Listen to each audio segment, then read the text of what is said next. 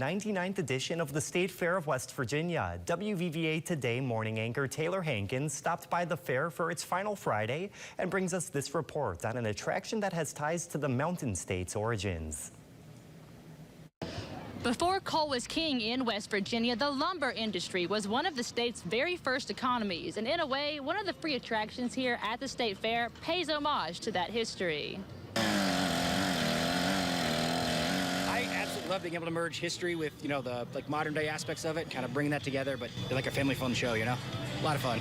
It's pretty cool being a part of the process and just being able to show people what the loggers used to do back in the day versus now. 3 times a day, these world-renowned competitors have been showcasing their logging talents through the Bunyan Lumberjack show for their West Virginia audiences.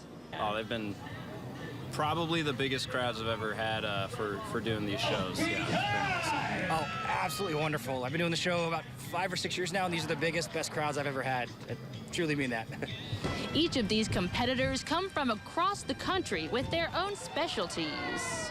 I'm a big fan of the log rolling. I do competitions all throughout the Midwest, and it's the reason I was brought here for. Wilson specializes in the underhand chop. It kind of simulates like back in the days when loggers would have to buck up the trees into smaller sections to get them shipped out to the mills and stuff like that. It's just a, good technical event, nice showcase of old school logging skills.